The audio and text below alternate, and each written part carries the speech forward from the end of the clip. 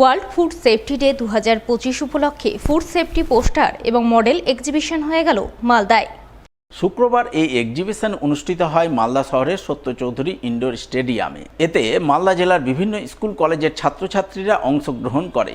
বিভিন্ন বয়সী ছাত্রছাত্রীদের মধ্যে পৃথক পৃথক 3টি বিভাগে ফুড সেফটি পোস্টার এবং মডেল এক্সিবিশন অনুষ্ঠিত হয়। এই উপলক্ষে বিভিন্ন স্কুল কলেজের ছাত্রছাত্রীরা ওয়ার্ল্ড ফুড সেফটি ডে এবং ফুড সেফটির উপর নানান পোস্টার ও মডেল তৈরি করে সকলের নজর কাড়ে। এদিনের এই ফুড সেফটি পোস্টার এবং মডেল এক্সিবিশনে উপস্থিত ছিলেন জেলা শাসক নীতিন সিংহানিয়া, জেলা ফুড সেফটি আধিকারিক প্রশান্ত কুমার বৈদিক, ডেপুটি CMH2 ডাক্তার অমিতাভ মণ্ডল সহ অন্যান্যরা। বাইট ছবি চিন্ময়ী।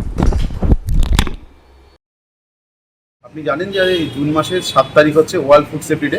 এই ওয়ার্ল্ড ফুড সেফটি সম্বন্ধে আমাদের ডিস্ট্রিক্ট ফুড সেফটি সেল লাগাতার 3 দিন ধরে অনুষ্ঠান করছিল। 4 তারিখ আমরা ওয়াকাথন দিয়ে শুরু করেছিলাম। তারপরে আমাদের গতকাল টাউন হলে আমাদের মিলেট এবং ফর্টিফিকেশনের উপর অ্যাওয়ারনেস প্রোগ্রাম এবং কিছু ট্রেনিং প্রোগ্রাম আমরা কন্ডাক্ট করেছি। আজকে হচ্ছে স্কুল এবং কলেজদের মধ্যে রয়েছে ফুড সেফটি এক্সিবিশন।